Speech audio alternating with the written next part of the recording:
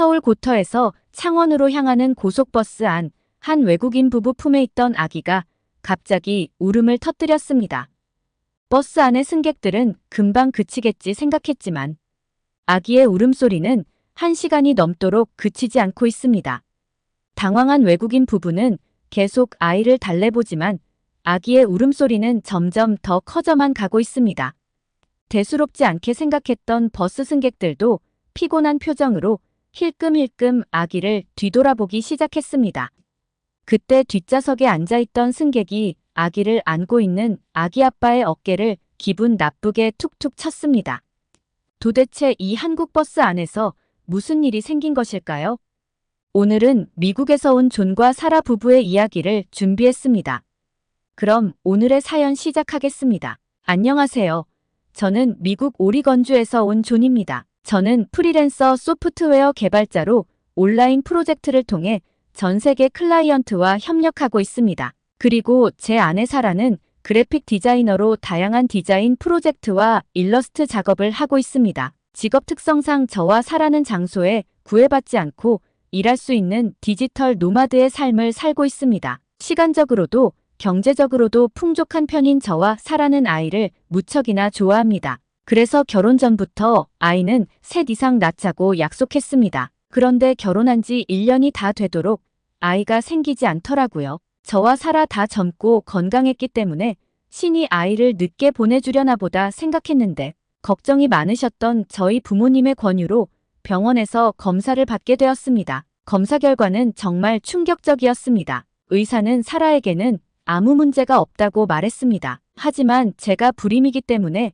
아이를 가질 수 없는 것이라고 말했습니다. 정말 하늘이 무너지는 것 같았습니다. 내가 영영 나를 닮은 자식을 낳을 수 없다는 사실이 슬프고 사라에게 너무나 미안했습니다. 불임 진단을 받고 몇 날 며칠을 술에 빠져 살았을 정도였죠. 저의 절망이 얼마나 컸을지 사라는 알고 있었기 때문에 이런 저의 일탈을 이해해주고 아무 말 없이 기다려주었습니다. 사라는 매일 저에게 괜찮다는 말과 함께 저를 다독여줬습니다. 그렇게 아이를 좋아하고 바랬던 사람이 아이가 없어도 자신은 괜찮다며 되려 저를 위로했죠. 우리가 함께 그렸던 가족의 모습이 저 때문에 다 깨져버린 것 같아 사라에게 너무 미안하고 죄스러운 마음이었습니다. 저는 죄책감에 사라에게 이혼을 얘기하기도 했지만 사라는 그런 못난 저의 모습까지도 감싸 안아줬어요. 사라와 저는 긴 대화 끝에 아기를 입양하기로 결정했습니다. 저희가 살던 오리건주에는 홀트 아동복지회가 있었기 때문에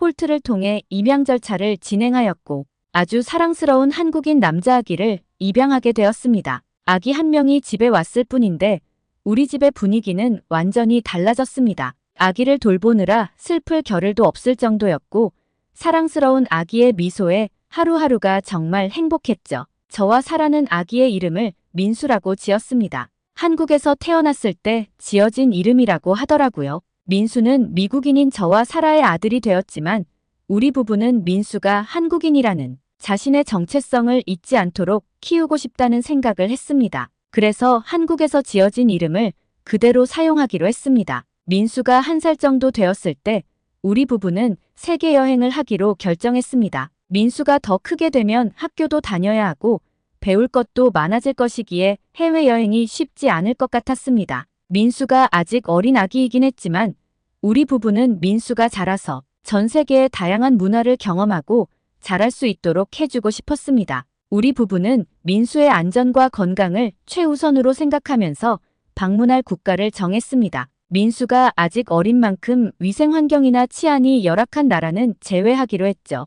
우리는 아시아를 거쳐 유럽을 여행하는 것으로 계획을 짰습니다. 당연히 민수의 모국인 한국도 포함이 되었죠. 그런데 아시아는 대부분 열악한 환경의 국가가 많았기 때문에 사실상 갈 만한 나라는 많지 않았습니다. 저희 가족의 첫 번째 목적지는 일본이었습니다. 아시아 제1의 선진국이자 깨끗하고 안전한 나라라고 생각이 되었죠. 처음 일본에 도착해 우리 가족은 일본의 전통과 현대적인 문화를 경험하며 즐거운 시간을 보냈습니다. 일본 사람들은 친절하고 예의가 발랐고 거리는 깨끗하게 정돈되어 있었습니다. 때문에 일본에서의 생활은 참 만족스러웠죠. 근데 그 만족스러움은 딱 일주일 만에 사라졌습니다. 저희 가족이 처음 머무른 도시는 도쿄였는데요.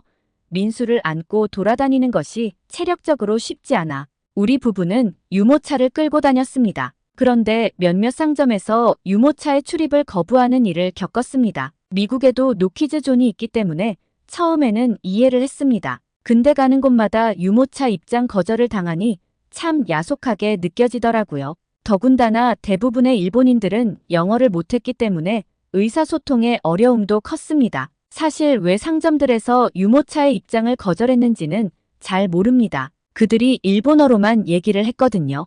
이 부분에 있어서는 어떤 오해나 제가 이해하지 못한 부분이 있을 수 있다고 생각합니다. 근데 버스를 타려던 중 정말 황당한 일을 겪게 되었는데요. 이 일은 지금 다시 이해를 해보려고 해도 도저히 이해가 되지 않을 정도로 비상식적인 일이었습니다. 저와 사라는 버스를 타기 위해 정류장에서 기다리고 있었습니다. 버스가 도착했고 유모차를 버스에 태우려 했는데 버스가 높아서 좀 위험할 것 같더라고요. 그래서 버스 기사님에게 휠체어용 슬로프를 내려달라고 말씀드렸습니다. 그러나 버스 기사는 차가운 눈빛으로 저희를 바라볼 뿐 아무 대답도 하지 않았고 어떤 조치도 취해주지 않았습니다. 제가 영어로 말해서 버스 기사님이 이해를 못했을 수도 있지만 유모차 때문에 버스를 타지 못하고 있는 상황만 봐도 이해를 했을 것이라 생각합니다. 결국 저희는 버스 승차 거부를 당해 숙소까지 유모차를 끌고 40분이 넘게 걸어가야 했습니다. 정말 어이가 없었습니다. 미국에서는 상상도 못할 일이에요. 어떻게 이럴 수 있나 싶었어요. 힘들게 걷고 또 걸어서 숙소에 도착했는데 민수도 힘들었던지 로비에서부터 자지러지게 울음을 터뜨리더라고요. 그래서 저와 사라는 로비의 소파에 앉아 급하게 아이 분유를 준비했는데요. 그때 불쾌한 표정을 한 호텔 직원이 저희에게 다가와 공공장소에서 아이를 달래지 말고 어서 방으로 들어가라고 하더라고요. 사라는 너무 놀라고 어이없어하며 우리가 대체 뭘 잘못했지? 라고 말했을 정도였어요. 저희는 그날 도쿄에 오만정이 다 떨어졌어요. 도쿄가 도시라서 그런 것일까? 라는 생각에 도쿄보다 한적한 외곽으로 나가기로 결정했죠. 그러나 우리 부부는 교토에 도착하기도 전에 더 이상 일본에 있을 수 없다는 결정을 했습니다. 도쿄에서 교토까지는 신칸센을 이용해서 갈 수 있습니다. 그래서 저희는 신칸센 티켓을 구매했죠. 신칸센으로 3시간 정도 소요가 될 정도로 도쿄에서 교토까지 꽤 멀더라고요. 신칸센을 탄 지 1시간쯤 되었을까요? 갑자기 민수가 울기 시작했습니다. 분유를 먹여봐도 안아서 달래봐도 민수의 울음이 그치지 않더라고요. 민수의 울음이 길어지자 열차에 있던 사람들이 저희 쪽을 쳐다보기 시작했습니다. 근데 너무 소름이 끼쳤던 게 친절하고 예의 바르던 사람들이 차가운 얼굴로 노려보고 있더라고요. 아니 일부러 그러는 것이 아니라 아기가 우는 것인데 전혀 이해해주지 않는 분위기였어요. 일본 사람들은 남에게 피해를 주면 안 된다는 인식이 있는데 그게 반대로도 적용되더라고요. 내가 남에게 피해를 끼치지 않으니 남도 자신에게 피해를 끼치면 안 된다는 것이죠. 열차 안에 있는 일본인들이 어찌나 매서운 눈으로 저희 부부를 노려보던지 저는 식은땀이 줄줄 흐를 정도였어요. 우리 아기가 이렇게 시끄럽게 남한테 피해를 주는 것은 너무 죄송한 일이지만 아기잖아요. 말도 못하는 아기가 이렇게 힘들게 울고 있는데도 그 부분에 대한 배려는 전혀 없더라고요. 민수는 그렇게 한참을 울다 지쳐서 잠이 들었습니다. 저와 사라는 민수를 달래느랴 일본인들의 눈치를 보느랴 진이 다 빠졌어요. 근데 그때 한 승무원이 저희에게 다가왔고 다음 역에서 내려달라는 황당한 말을 하더라고요.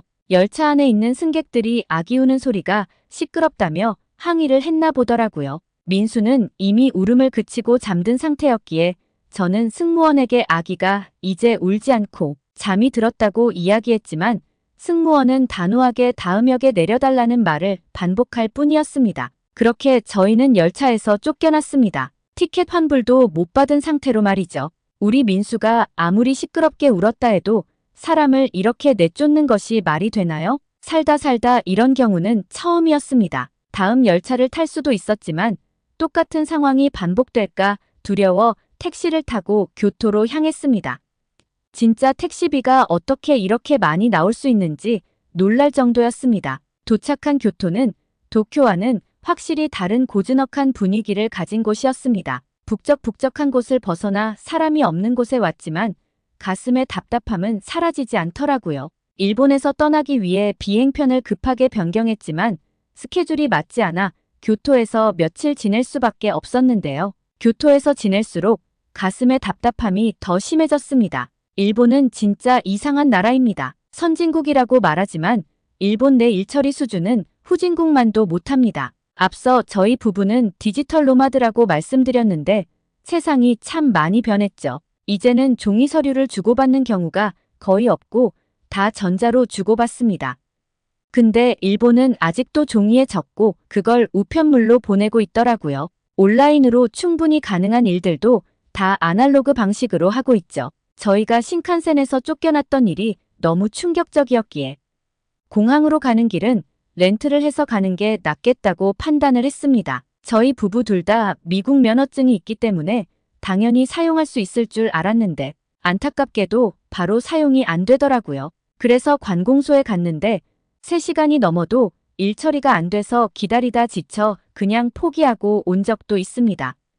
인터넷은 어디 가나 느린데다가 숙소는 너무나 비좁습니다. 냉장고도 작고 세탁기도 작고 다 작아서 외국인인 저는 너무 불편해서 지낼 수가 없더라고요. 그리고 일본은행은 너무나 비효율적이었습니다. 이체 수수료가 너무 비싸서 통장을 만들어 볼까 해서 은행에 갔는데 도장이 없으면 통장도 만들 수가 없더라고요. 거기다 통장을 만들어도 입출금 카드 수령까지 2주가 넘게 걸립니다. 아니 체크카드도 아니고 입출금만 하는 카드인데도 발급이 이렇게 오래 걸리는 게 이해가 안 갑니다. 대부분의 상점들이 현금만 받기 때문에 신용카드도 쓰기 어려워 현금을 인출해서 써야 하는데 매번 인출 수수료를 몇백 엔씩 내야 하는 게 정말 최악이었습니다. 요즘 누가 현금을 씁니까? 다 전자화폐로 변경되는데 이렇게 구시대적인 일본이 이해가 가지 않더라고요. 그리고 온천에 갔다가 정말 충격을 받았는데 씻지도 않고 사우나에서 흠뻑 땀을 빼고 바로 탕에 들어가는 사람이 정말 많더라고요. 심지어 여자들은 화장도 안 지우고 탕에 들어오더라고요. 정말 찝찝하고 더러워서 더 이상 온천은 못 가겠다는 생각이 들었습니다. 저와 사라는 일본인들의 이중적인 모습과 이해할 수 없는 일본의 문화들에 질려 다시는 일본에 오지 않을 것이라 다짐했습니다. 그렇게 일본에서 떠날 날만 손꼽아 기다렸죠. 일본에서의 기억은 정말 악몽과도 같았습니다. 저와 사라는 일본에서의 악몽 같은 시간을 견딘 후 한국으로 향했습니다. 일본에 대한 기대가 컸지만 일본에서 지내보니 현실은 너무나 달랐습니다. 그래서 저희 부부는 한국에 대한 기대도 크게 하지 않았습니다. 우리가 한국행을 결정한 것은 순전히 민수 때문이었습니다. 민수가 태어난 곳에 저희 부부도 가보고 싶었고 민수도 데려가고 싶은 마음이었거든요.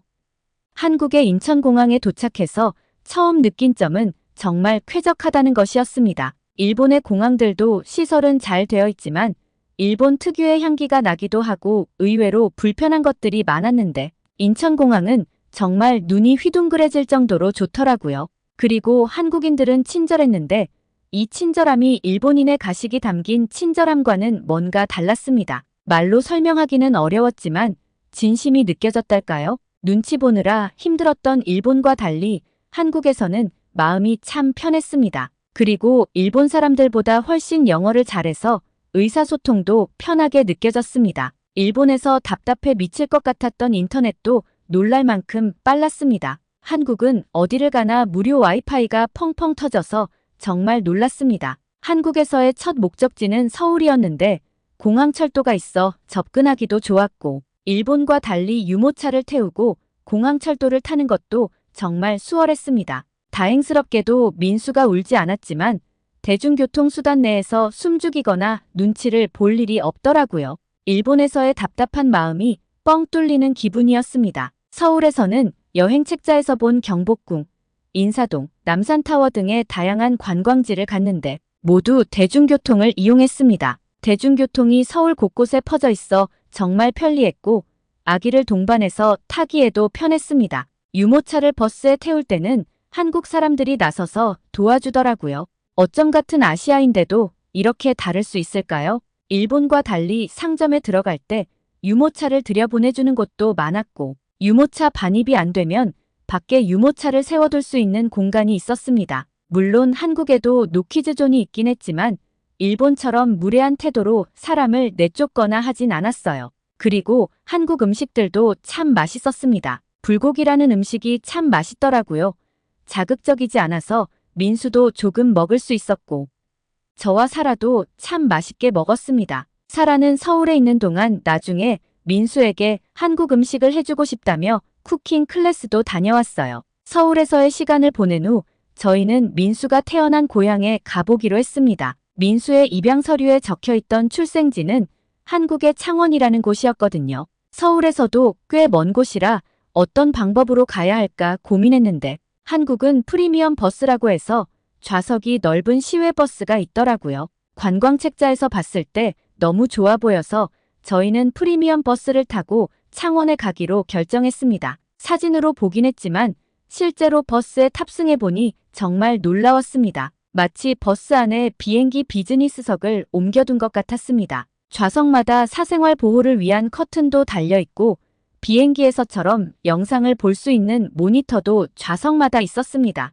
그리고 의자도 눕힐 수 있었는데 저는 이런 버스는 처음 봤습니다. 버스 안에서 다리를 쭉 뻗고 갈 수 있는 것도 좋은데 버스 안에서 초고속 와이파이를 마음껏 쓸 수 있었습니다. 버스 요금도 정말 저렴한데 시설은 신칸센보다도 훨씬 좋더라고요. 모처럼 정말 여행 가는 기분이 들었습니다. 민수도 다행히 자고 있어서 저와 사라도 마음이 편안했죠. 근데 그 평화는 오래가지 않았습니다. 갑자기 민수가 울기 시작한 것이었는데요. 제가 민수를 안아 달래보기도 하고 분유를 주기도 했지만 민수는 다 마다하고 그치지를 않았어요. 일본 신칸센에서의 악몽이 떠올라 식은땀이 날 정도였죠. 민수가 그렇게 크게 우는데도 한국인들은 민수를 쳐다보거나 하지 않더라고요. 아마 금방 그치겠지 대수롭게 생각하는 것 같았어요. 근데 민수의 울음소리가 30분이 넘도록 멈추지를 않았습니다. 그렇다 보니 이제는 승객들이 힐끔힐끔 민수를 쳐다보는 것 같더라고요.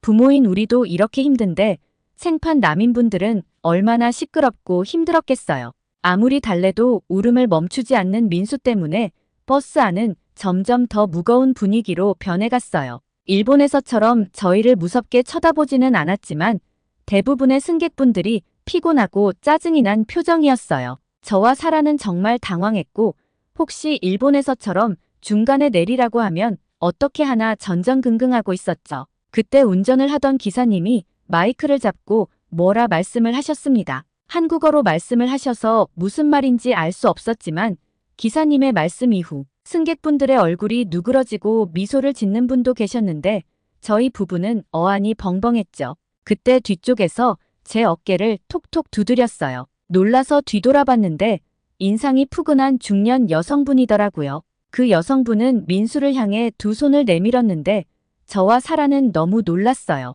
그때 그 옆에 있던 따님이 영어로 설명을 했어요. 저희 어머니가 아기를 잠깐 달래봐드려도 될까요? 아기를 키운 경험이 많으셔서 도움이 될 거예요. 그 말에 저는 민수를 건네드렸어요. 중년 여성분이 민수를 품에 안고 토닥토닥 달래자 놀랍게도 민수의 울음소리가 잦아들기 시작했어요. 민수의 등을 부드럽게 쓰다듬으며 민수에게 뭐라고 말씀을 해주기 시작했는데 그게 너무 편안했는지 민수는 울음을 그치고 곤히 잠이 들었습니다. 중년 여성분이 민수를 달래는 모습을 주변 승객분들도 안도의 숨을 내쉬며 지켜보고 계셨더라고요. 모두가 잠든 민수를 보며 안도하는 모습을 보며 저와 사라는 감사함에 눈물을 흘렸고 승객분들께 불편을 드려 죄송하다고 사과했습니다. 중년 여성분은 괜찮다며 아기들이 이유 없이 우는 것은 당연한 것이라며 충분히 잘하고 있다고 저희를 다독여 주셨어요. 나중에 알고 보니 버스 기사님께서 아기가 울어서 시끄럽고 많이 불편하시겠지만 우리 모두 저렇게 울던 어린 시절이 있었습니다. 외국인 가족이 당황하지 않고 한국에서 좋은 추억을 가지고 돌아갈 수 있도록 우리가 조금만 참고 배려해주면 어떨까요? 라고 방송을 하신 거더라고요. 정말 감사하고 또 감사했습니다. 이렇게 언어도 다르고 문화도 다름에도 따뜻한 마음으로 서로를 배려해주고 작은 친절을 건네준 한국인들의 마음이 참으로 고마웠습니다. 한국인들에게 받은 이 친절은 영원히 잊을 수 없을 것 같았습니다.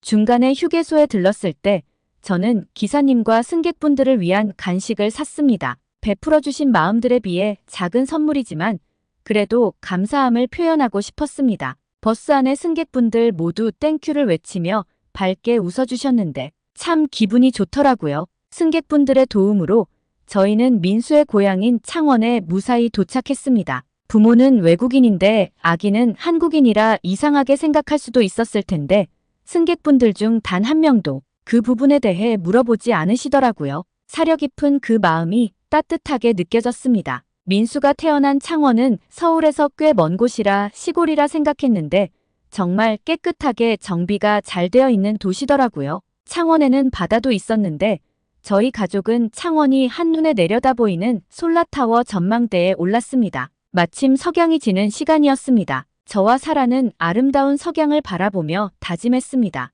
이런 아름다운 나라에서 태어난 민수가 자신의 나라에 대해 잊지 않도록 키우겠다는 다짐. 그리고 양부모이지만 민수에게 친부모 같은 좋은 부모가 되겠다는 다짐을 했습니다. 우리 가족에게 친절을 베풀어 주신 한국 분들에게 정말 감사하다는 말을 전하고 싶습니다. 따뜻한 마음을 가진 존과 사라의 이야기가 마음을 울립니다. 오늘의 사연이 즐거우셨다면 구독과 좋아요 눌러주세요. 더 좋은 사연을 준비하는데 큰 힘이 됩니다. 긴 영상 끝까지 시청해주셔서 감사합니다. 오늘 하루도 기쁘고 행복한 하루 보내시길 바라며 저는 감동지구별의 김한별이었습니다.